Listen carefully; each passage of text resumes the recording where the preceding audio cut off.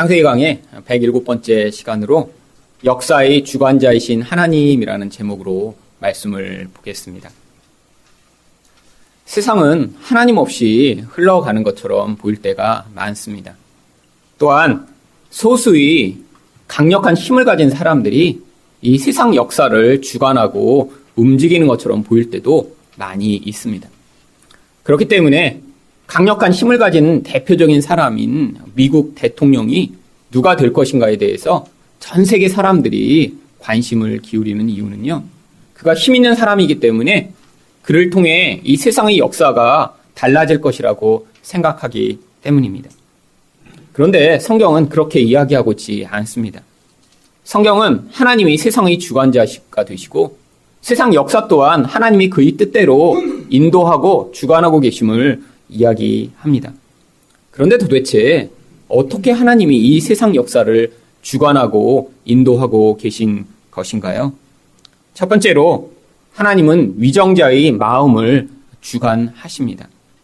오늘 성경 말씀 1절 상반절을 보시면 만 2년 후에로 본문이 시작합니다. 그런데 도대체 무슨 2년이 여기에서 기록된 것인가요?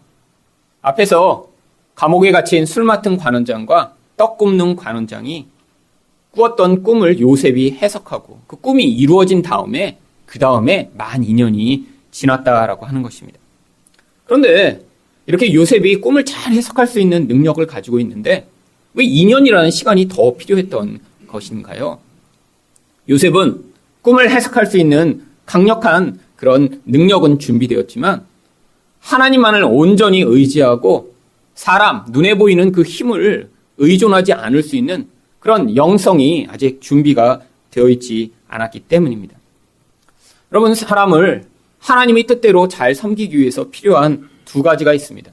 한 가지는 다른 사람을 바로 능력을 가지고 잘 섬길 수 있는 그런 기술이고요.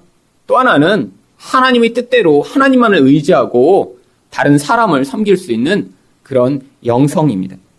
그래서 구약의 대표적인 인물인 다윗 또한 이 두 가지를 다 가지고 백성들을 섬겼다라고 시편 78편 72절이 이야기합니다. 그가 그들을 자기 마음의 완전함으로 기르고 그의 손의 능숙함으로 그들을 지도하였도다. 여기서 마음의 완전함이라고 하는 것은요, 다윗의 그 옛사람, 자기 뜻대로 살아가고 눈에 보이는 것을 의존하던 그 옛사람이 죽임을 당하고 하나님의 마음을 가진 사람이 되었다라는 것이죠. 즉 다윗이 영성을 준비했다라고 하는 것입니다. 그런데 단순히 영성만 준비한 것이 아니라 그게 또 무엇이 준비되었다고 하나요? 손의 능숙함을 그가 준비했다라고 합니다.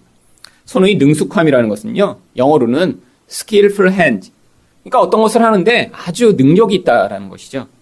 다른 사람을 섬기는데 이렇게 마음은 있는데 능력이 없다면 그것은 온전한 섬김이 될 수 없습니다. 그런데 하나님이 이 다윗을 그런 마음만 준비시키신 것이 아니라 그에게 능력을 주심으로 사람들을 잘 도울 수 있도록 그를 준비시켰다고 하는 것입니다. 요셉에게도 이런 능력이 준비된 그런 기간이 있었습니다. 그가 보디발의 집에서 노예로 섬기면서 그는 그 가정을 잘 돌보는 그런 훈련을 한 사람이죠. 또한 감옥에서 다른 죄수들을 섬기면서 또한 이렇게 섬김을 잘 훈련을 했습니다. 그런데 이런 능력은 준비되었는데요, 그에게 부족한 것이 아직 한 가지 있었는데 바로 그 감옥에서 그렇게 하나님만을 온전히 의지하고 어떤 사람을 의지하지 않을 수 있는 그런 영성이 아직 준비가 덜 되었던 것입니다. 그래서 하나님이요, 이런 온전한 준비를 위해 이 만 2년이라는 기간을 요셉에게 더 허용하셨던 것이죠. 그런데 이 요셉이 애굽에 잡혀가고 이 만 2년이 흐르기까지 13년이라는 그런 시간이 흘렀습니다. 이 13년의 기간 가운데 이 만 2년은 비율로 보면 얼마 되지 않는 기간이에요. 그런데 요셉의 그 13년 가운데 이 만 2년이 아마 가장 고통스럽고 가장 힘든 시간이었을 것입니다. 이전에 11년이라고 하는 시간은 노예로 살았고 죄수로 살았는데요, 그때는 그런 희망을 완전히 포기한 상황이었어요.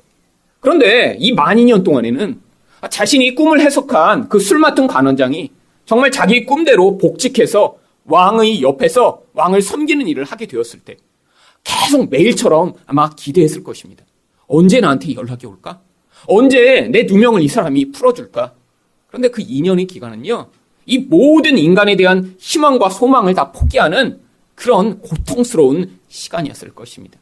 아마 요셉에게 이 2년은 20년보다도 더 길게 느껴지는 그런 고통의 과정이었을지 모릅니다. 그런데 이 요셉의 마음이 제가 아주 잘 이해를 합니다.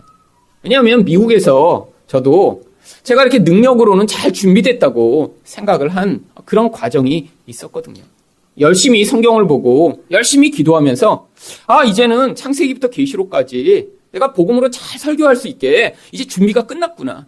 이제 한국에 가기만 하면 바로 목회를 시작할 수 있겠구나. 그리고 나를 위해 자리가 준비되어 있겠지? 매일처럼 기대에 부풀었는데 정말 하나님이 또 기적적으로 그 미국에서 과정을 마치고 떠날 수 있도록 하셨습니다. 이게 능력이 있다는 게요. 어떤 강력한 능력을 가지는 게 아니라 제가 맡은 그 영역에서 예전에는 아무리 봐도 답이 보이지 않고 아무리 열심히 책을 읽어도 길이 열리지 않았는데 그 정도의 시간을 보냈더니요. 이제는 아주 쉽게 복음의 메시지를 뽑아낼 수 있고요. 고민하지 않아도 그 안에 담겨있는 그 하나님의 말씀을 이해하게 된 그런 순간이 되었는데 그렇게 해서 바로 길이 열릴 줄 알았더니 한국에 와서 바로 만 2년의 기간이 또 저에게 기다리고 있었습니다. 정확히는 1년 9개월이었는데요. 아무리 그렇게 내가 준비됐다고 생각했는데 길이 열리지 않는 것이죠. 아무 할 일이 없어서 매일처럼 공공도서관에 가서 앉아서 그리고 컴퓨터를 바라보고 앉아있는 그 마음. 이전에는 내가 이렇게 잘 준비되면 당장 길이 열리겠지? 라고 생각을 하고 열심히 했다면 그 상황에서는 절망감이 정말 마음에 가득해서요. 아무것도 할 수가 없더라고요. 얼마나 마음이 불안하고 얼마나 마음이 힘들었는지 매일처럼 잠이 오지 않아서요. 정말 새벽까지 뜬 눈으로 지샌 적이 많이 있었습니다. 너무너무 잠이 오지 않아서요. 그래서 이 수면 보조제인 그런 멜라토닌 같은 약을 구해다가 먹으면서 잠을 자는데도요. 몇 시간 자면 잠이 다시 깨는 거예요. 그리고 다시 잠을 잘 수가 없어요. 너무너무 그런 고통과 고민의 시간을 매일처럼 보냈습니다. 사는 게 의미가 없는 거예요. 아니 내가 이렇게 열심히 잘 준비했으면 이걸 사용할 수 있어야지. 근데 이게 다 소용이 없다면 내 인생에 도대체 무슨 의미가 있을까? 그런데 사실 그 기간이 거의 다 끝난 무렵에 제 안에서 내가 내 능력으로 사역하는 게 아니구나.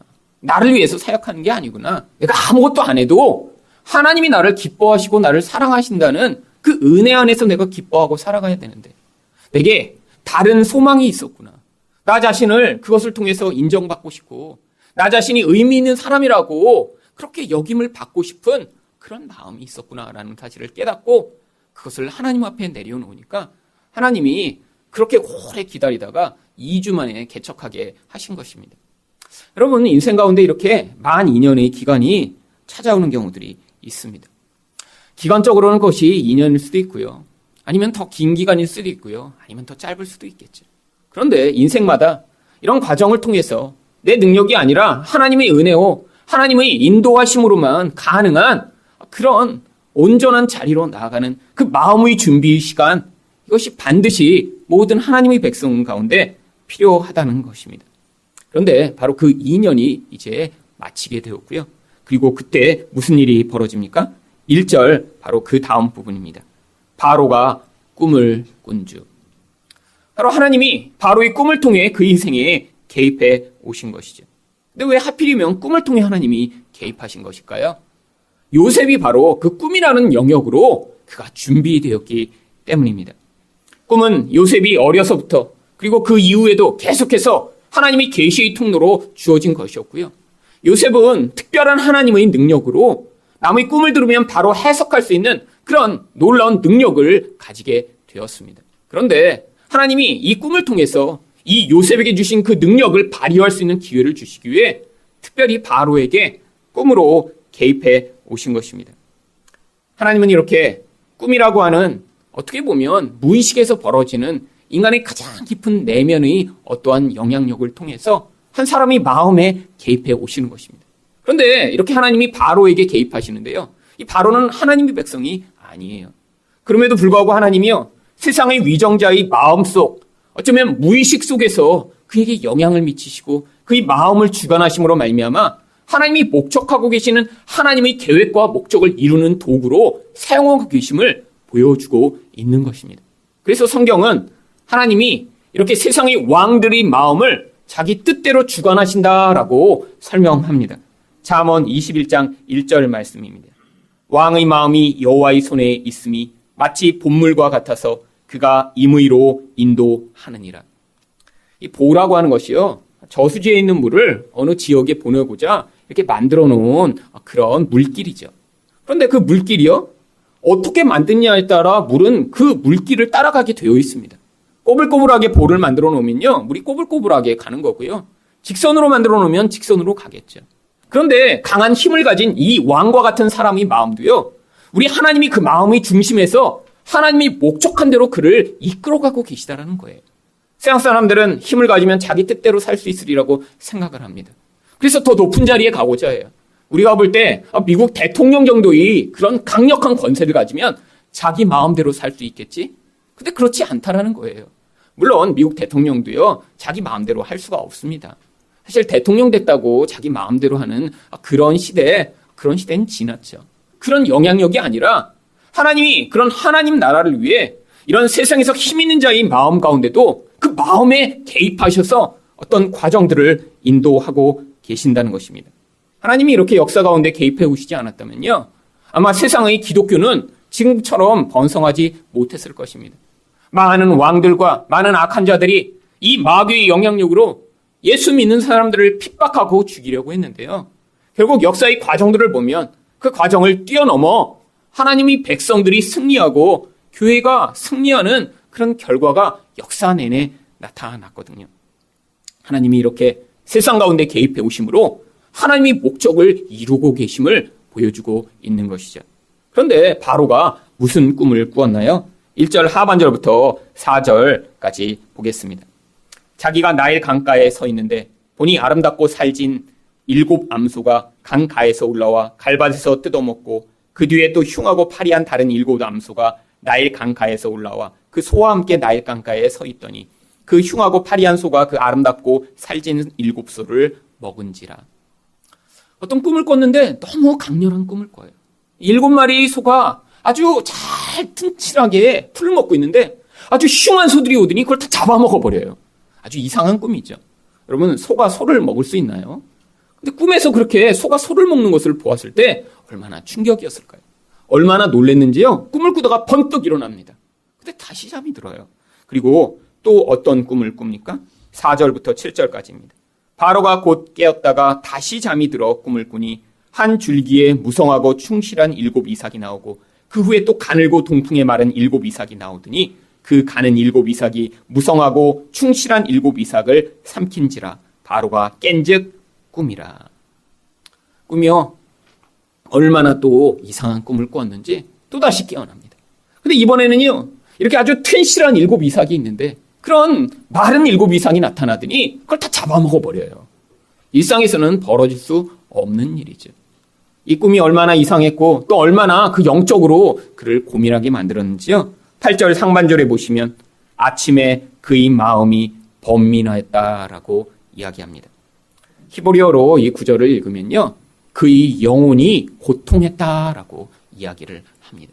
영혼에서 너무 고통이 찾아올 정도로 그 꿈이 너무 힘들었던 거예요. 여러분, 우리도 꿈을 자주 꿉니다. 근데 대부분의 꿈은요, 아침에 일어나면 잊어버리죠. 어떤 그런 아주 생생한 꿈을 꿨다면 그때 고민하는 어떤 문제들이 꿈으로 나타나는 경우가 많이 있습니다. 근데 이 꿈은 하나님이 주신 꿈이고요. 그의 무의식에서부터 하나님이 그의 뜻을 보이시기 위해 그의 영을 뒤흔들며 찾아오신 영향력이기 때문에 아침에도요, 그 꿈이 생생히 기억나며 그 영향력에서 지금 두려워 떨게 된 것이죠. 그런데 이렇게 꿈을 해석하는 사람들이 원래 이집트에는 아주 많이 있었습니다. 아예 그걸 직업으로 삼고 있는 사람들도 많이 있었어요. 그들을 다 부릅니다. 8절 하반절입니다. 사람을 보내어 애굽의 점술가와 현인들을 모두 불러 그들에게 그의 꿈을 말하였으나 그것을 바로에게 해석하는 자가 없었더라. 왜 해석하는 자가 없었을까요? 아무리 해석을 해줘도요, 이 바로가 그 마음의 번민을 해결할 수 있는 그런 해결책이 되지 못했고요. 이렇게 하나님이 주신 꿈이었기 때문에 인간의 지혜로는요, 이것이 무엇을 정말 의미하는지 명확한 답이 될 수 없었기 때문입니다. 여러분, 세상에 이렇게 왕과 같은 사람들, 또 왕은 아니더라도요, 강력한 힘을 가진 많은 사람들이 자기 뜻대로 세상을 살아가는 것 같지만요, 거기에 하나님의 개입이 있고요.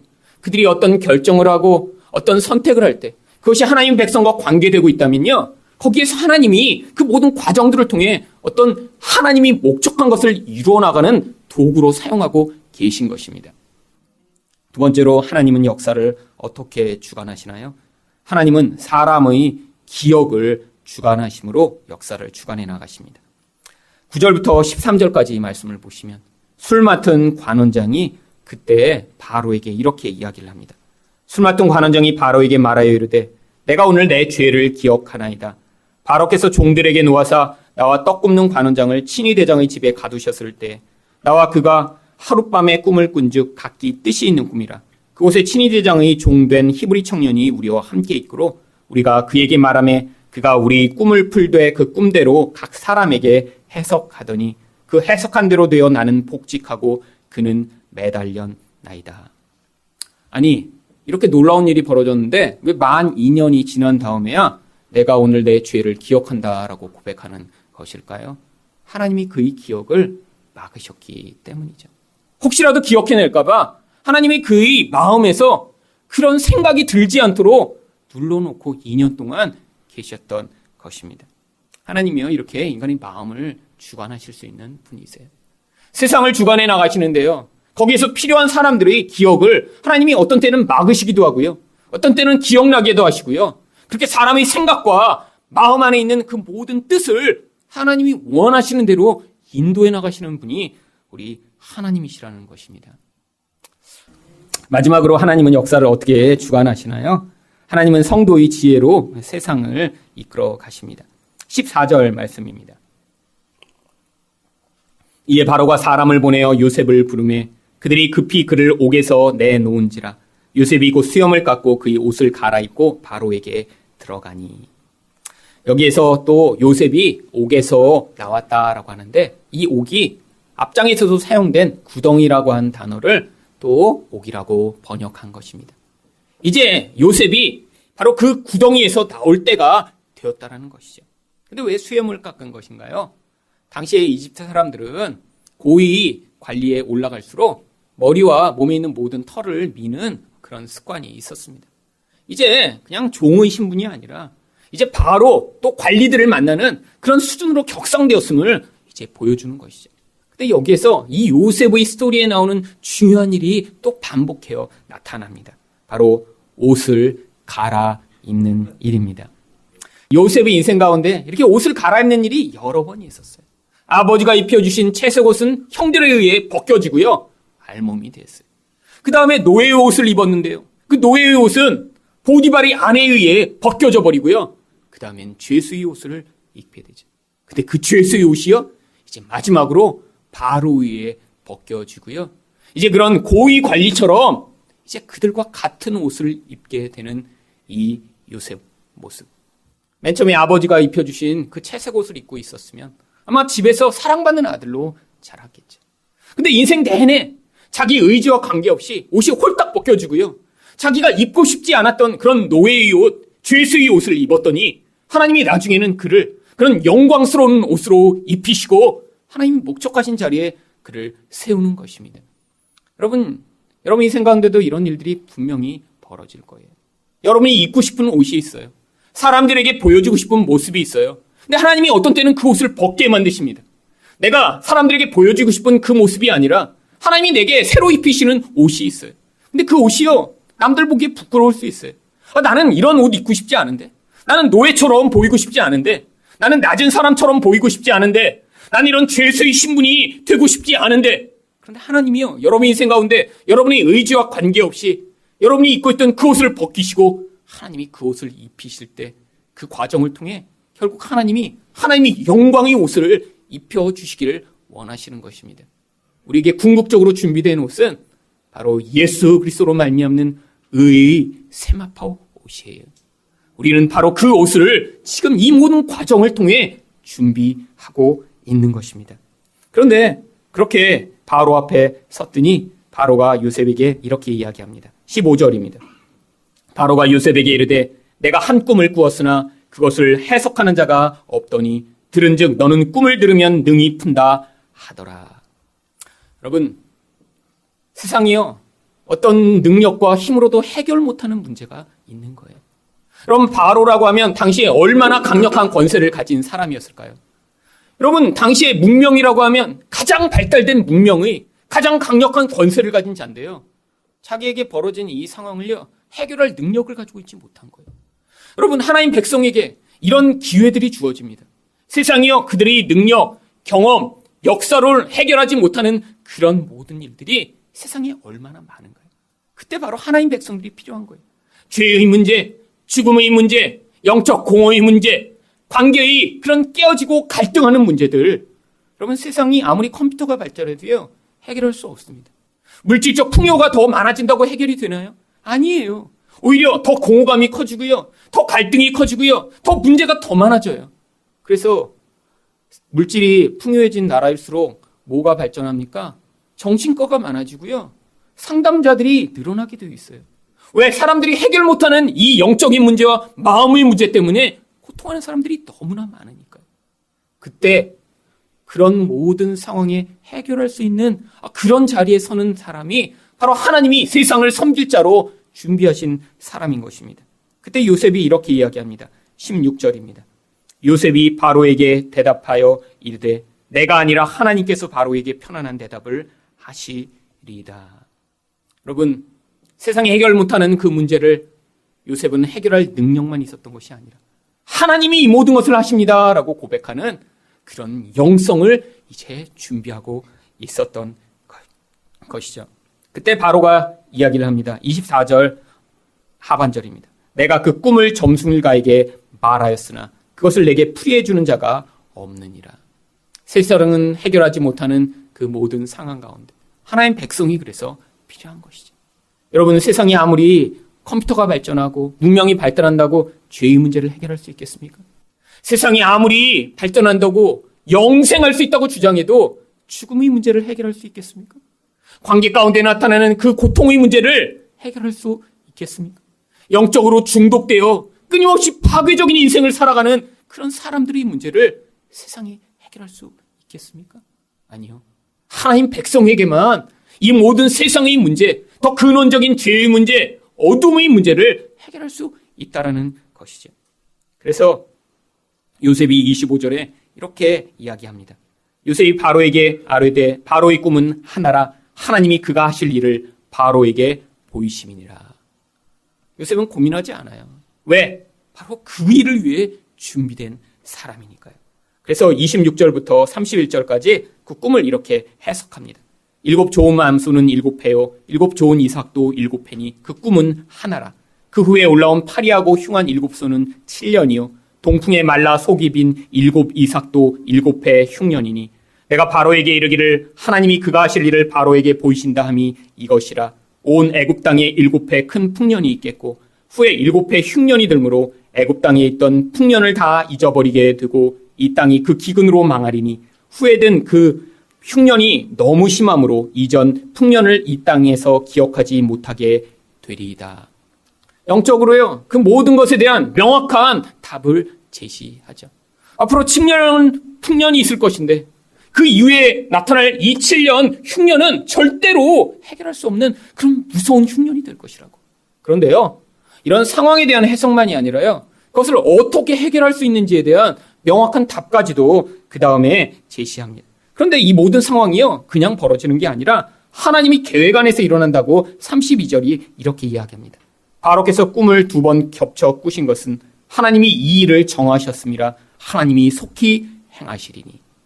하나님의 주권을 선포하고요, 그리고 그 일에 대해 어떻게 준비를 해야 될지 33절부터 36절까지 이렇게 이야기합니다. 이제 바로께서는 명철하고 지혜 있는 사람을 택하여 애굽 땅을 다스리게 하시고 바로께서는 또 이같이 행하사 나라 안에 감독관들을 두어 그 7해 풍년의 애굽 땅의 5분의 1을 거두되 그들로 장차올 풍년의 모든 곡물을 거두고 그 곡물을 바로의 손에 돌려 양식을 위하여 각 성배에 쌓아두게 하소서.